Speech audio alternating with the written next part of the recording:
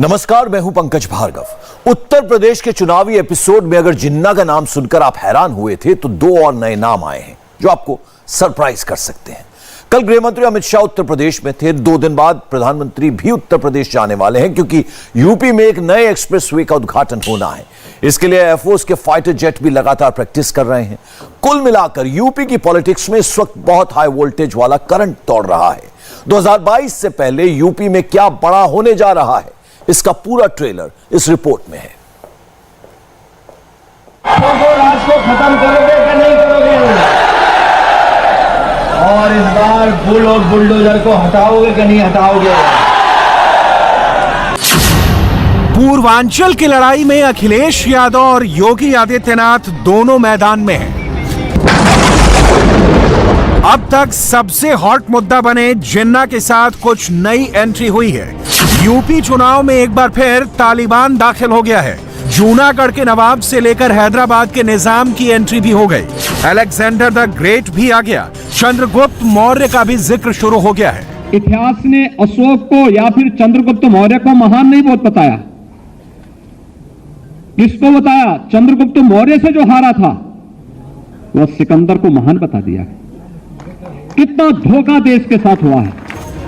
ये बातें योगी आदित्यनाथ ने बीजेपी के पिछड़ा सम्मेलन में कही हैं और उनके दावे के बाद अब इतिहासकार खंगाल रहे हैं कि अलेक्जेंडर और चंद्रगुप्त मौर्य क्या दोनों एक ही दौर में थे या एक दूसरे से मिले थे भी या नहीं। भारत का स्वर्ण युग कौन सा था? चंद्रगुप्त मौर्य का था। भारत की सीमाएं कहां से कहां तक फैली थी मालूम है? आज जो पाकिस्तान है, बांग्लादेश है और भी उससे विस्तृत जो भूभाग था यह भारत का हिस्सा था। जाने अनजाने में मध्य एशिया से जुड़े हुए उन बर्बर जातियों को हमने यहां पर हमला करने के लिए मजबूर कर दिया और वे लोग यहां आकर के हमारी संपदा को लूटते गए। भगवान बुद्ध की धरती है। हमें उम्मीद है कि मुख्यमंत्री जी कुछ तो भगवान बुद्ध से सीखेंगे। और जहां तक सवाल अंतर्राष्ट्रीय स्तर की चीज़ें हैं वो भारत सरकार को देखना है। जहां तक उत्तर प्रदेश का सवाल है, हम जानना चाहते हैं कि जहां पर मेट्रो चलानी थी वहां पर इस बारिश में लोगों को नाव चलानी पड़ी। उत्तर प्रदेश में गोरखपुर की जनता को मेट्रो का विकास नहीं हुआ लेकिन नाव चलानी पड़ गई उन्हें। आज भी ट्रैफिक में और बिजली का बिल इतना बढ़ गया है कि जब बिल आता है तो लोगों को करंट लगता है। नौकरी रोजगार नहीं है। इन सवालों के जवाब मुख्यमंत्री कब देंगे? लेकिन योगी आदित्यनाथ ने 3 घंटे में 3 बड़े वोट बैंक को साधा। एक तरह देखा जाए तो यूपी चुनाव से पहले कास्ट पॉलिटिक्स पूरी तरह टॉप गियर में आ चुकी है। पहला मौर्य समाज का पिछड़े समाज का सम्मेलन। यूपी में मौर्य समाज के करीब 5% वोटर हैं। दूसरा वैश्य सम्मेलन। यूपी में 3% वैश्य वोट बैंक है। और तीसरा है ब्राह्मण सम्मेलन। यूपी में 12% ब्राह्मण वोट बैंक है। इन तीनों मौकों पर योगी आदित्यनाथ ने कहा और इसके जवाब में अखिलेश यादव के पास काउंटर क्या है। दोनों की बातें बहुत गौर से देखिएगा क्योंकि इसी एजेंडे पर बीजेपी ही नहीं समाजवादी पार्टी भी 2022 का चुनाव सेट करना चाहती है। तालिबान की उस क्रूरता को दुनिया ने भी देखा था। बुद्ध ने दुनिया पे कभी युद्ध नहीं थोपा। उनकी मूर्तियों को तालिबान ने कैसे तोड़ा था, ये दृश्य भारतवासियों को कभी भी विस्मृत नहीं करना चाहिए। और तालिबान जैसे ही फिर से अफगानिस्तान में घुसा, तमाम स्वर उभरने लग गए थे तालिबान के समर्थन में। कठोरतापूर्वक कार्रवाई की गई, तब स्वर शांत हो पाए। सवाल यह है कि आज जिस परिस्थितियों में रह रहे हैं उससे कैसा एम्प्लॉयमेंट हो, यूथ के सामने एजुकेशन कैसी हो, उनकी एनर्जी सही इस्तेमाल हो जाए और एजुकेशन कैसी हो, ये सवाल है। इन सवालों का तो जवाब ढूंढ ही नहीं रहे भारतीय जनता पार्टी के लोग। और फिर पूरे कारखाने बेचे जा रहे हैं। एयरपोर्ट उन्हें दिखाई दे रहा है तो एयरपोर्ट बेच देंगे। ट्रेन बेच रहे हैं। ट्रेन जहाँ खड़ी होती है वो स्टेशन बेच रहे हैं। पानी के जहाज बेच रहे हैं। पानी का जहाज जहाँ खड़ा होता है वो पोर्ट बेच रहे हैं। ये बेचने वाली सरकार है। अभी तक तो लोग कहते थे फेकू सरकार है, लेकिन सही मायने में ये बेचू सरकार भी निकली। भारतीय जनता योगी आदित्यनाथ ने अखिलेश यादव को उनके जिना वाले बयान पर फिर घेरा। योगी ने हैदराबाद के निजाम का जिक्र किया और जूनागढ़ के नवाब की कहानी भी बताई, और इसका जवाब अखिलेश यादव ने भी दिया। उन्होंने अमित शाह के जैम वाली थ्योरी की नई परिभाषा बताई है। राष्ट्र नायक सरदार पटेल एक और हैं और दूसरी तरफ इस राष्ट्र को तोड़ने वाले जिन्ना दूसरी तरफ हैं। वो जिन्ना का भी लोग समर्थन करते हैं, हम सरदार पटेल का समर्थन करते हैं, क्योंकि अगर सरदार पटेल नहीं होते तो भाइयों बहनों भारत की स्थिति क्या होती, कल्पना से ही एक रोंगटे खड़े हो जाते हैं। जूनागढ़ का नवाब और हैदराबाद का निजाम, ये दोनों कहते थे कि नहीं, हम नहीं भारत गणराज्य में शामिल होंगे। सरदार पटेल ने कहा कि सीधी बातों से मानोगे ठीक है, नहीं तो टेढ़ी हाथ टेढ़ी उंगली से भी हमें घी निकालना आता है। और जूनागढ़ का नवाब तो अपने पालतू कुतिया को लेकर के भाग खड़ा हुआ पाकिस्तान जाकर के, अपने बीवी बच्चों को छोड़ गया यहीं पे। उनके जैम का मतलब कुछ भी हो, लेकिन समाजवादियों ने जो जैम का मीनिंग निकाला है, Bharatiya Janata party J for झूठ, भारतीय जनता पार्टी का जे फॉर झूठ, ए फॉर अहंकार और एम फॉर महंगाई, जिसका जवाब भारतीय जनता पार्टी नहीं दे सकती। भारतीय जनता पार्टी को अपने जेम का जवाब देना है कि झूठ बोलना बंद करोगे कि नहीं करोगे, अहंकार खत्म करोगे कि नहीं करोगे, और महंगाई खत्म करोगे कि नहीं करोगे। डीजल पेट्रोल कहां पहुंच गया है, 100 रुपए से ऊपर पहुंच गया है पेट्रोल। ये भारतीय जनता पार्टी रही तो हो सकता है 150 रुपए भी पहुंचा दे, क्योंकि अभी चुनाव है इसलिए नहीं बढ़ा रहे हैं, थोड़ा कम कर रहे हैं।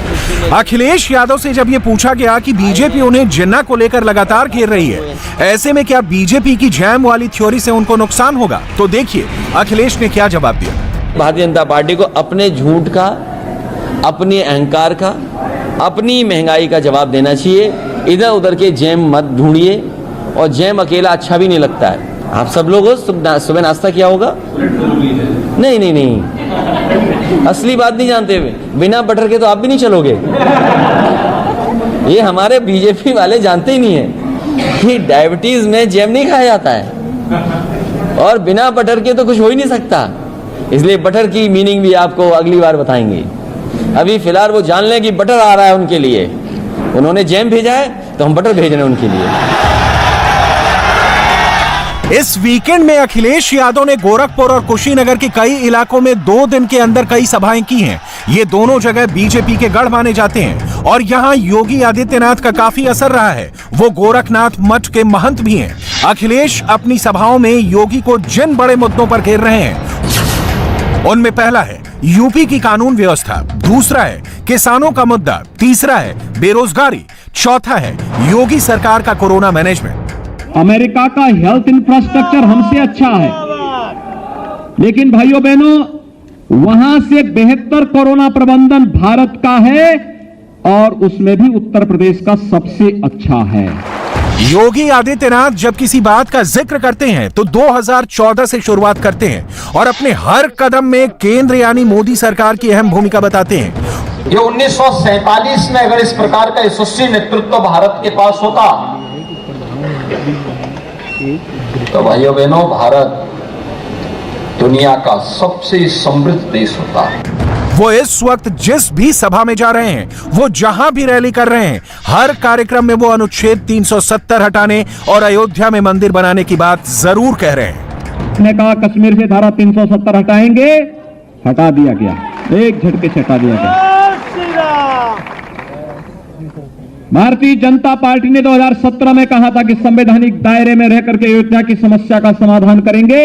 अयोध्या में भगवान राम का भव्य मंदिर के निर्माण का कार्य आगे बढ़ गया है। जो काम 5 साल पहले समाजवादियों ने कर दिया, सड़क पर हवाई जहाज उतार दिए, लड़ाकू विमान उतार दिए, सोचो 5 साल पीछे चल रहे हैं। हमें कहने को तो वो पिछड़ा कहें, बैकवर्ड कहें, कुछ भी कहें, लेकिन हमारी सोच फॉरवर्ड है। हम बैकवर्ड होकर के भी हम प्रोग्रेसिव हैं, फॉरवर्ड लुकिंग हैं। वहीं वो अगड़े होने के बाद भी बैकवर्ड हैं, पिछड़े हैं, सोच से पिछड़े हैं।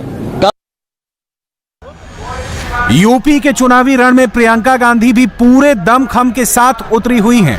कांग्रेस की इमेज सुधारने में जुटी प्रियंका गांधी ने पश्चिमी यूपी के बुलंदशहर से प्रतिज्ञा सम्मेलन की शुरुआत की। प्रियंका गांधी ने कहा कि कांग्रेस यूपी में अकेले चुनाव लड़ेगी, यानी कांग्रेस गठबंधन नहीं करेगी।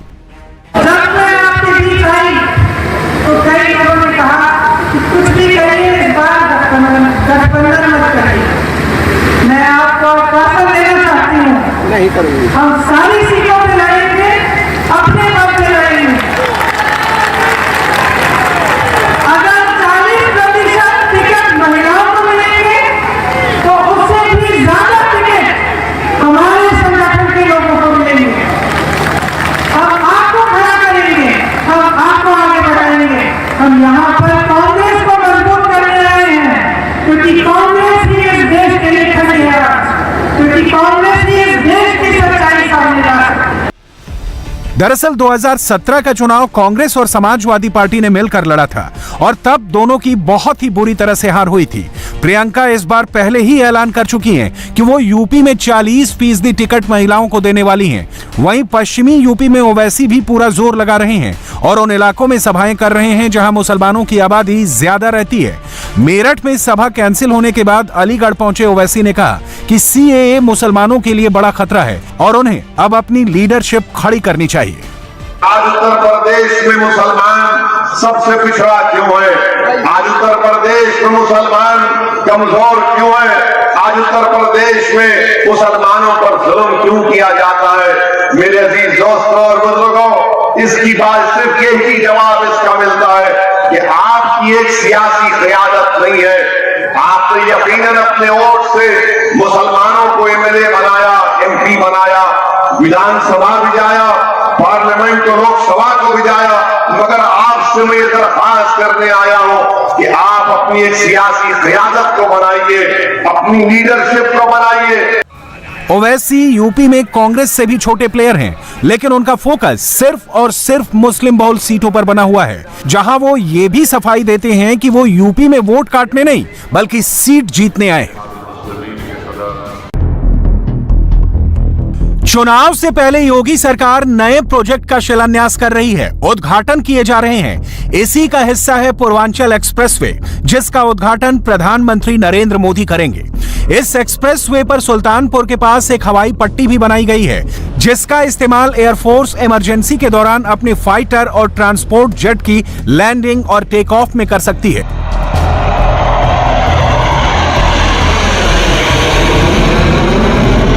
उद्घाटन से पहले यहां जैगुआर फाइटर ने टच डाउन किया, वहीं C-130J हरक्यूलिस विमान उतरा भी।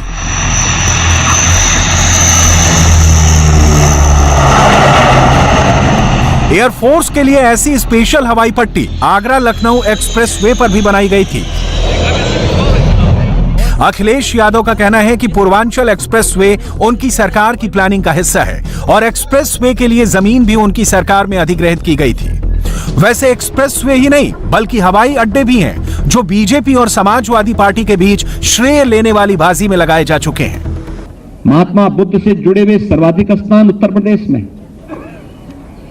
और कुशीनगर को अंतर्राष्ट्रीय हवाई अड्डा देने का काम भी प्रधानमंत्री मोदी जी ने किया है, उसका उद्घाटन भी हो गया है। और एयरपोर्ट का नाम भी किस नाम पे रखा गया है? महात्मा बुद्ध के नाम पर, भगवान बुद्ध अंतर्राष्ट्रीय हवाई अड्डा।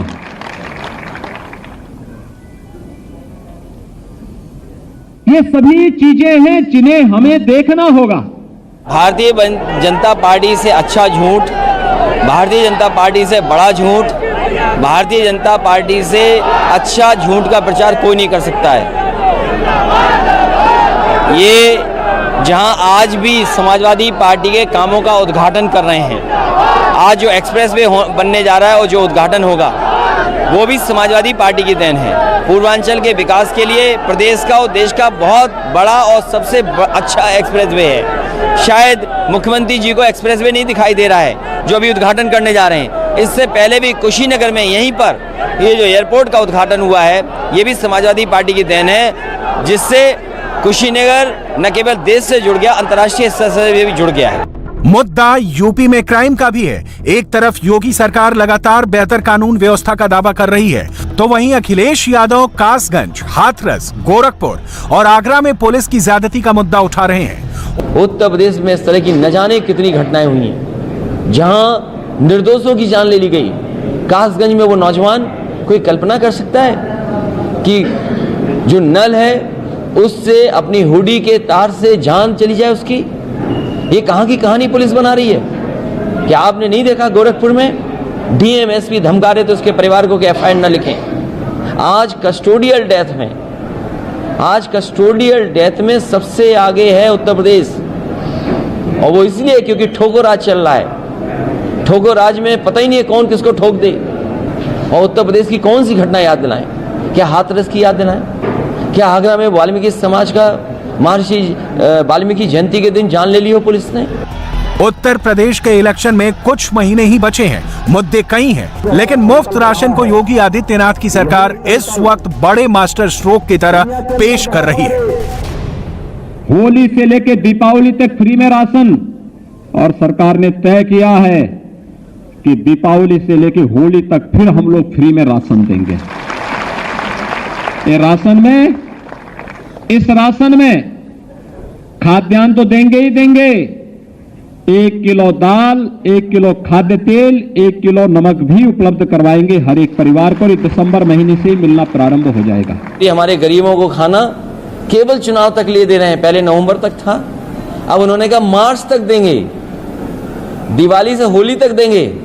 और हम समाजवादी लोग गरीबों को भरोसा दिला के जा रहे हैं। ये कह रहे हैं कि हम दिवाली से होली तक हम समाजवादी लोग सत्ता में आएंगे तो गरीबों के लिए खाना, चाहे हमें होली से दिवाली, दिवाली से होली, होली से दिवाली देना पड़े, पूरे 5 साल लगातार देते रहेंगे। और गरीब मदद करेगा तो अगले 10 साल तक इसी तरह गरीबों को खाना मदद करने का काम करेंगे।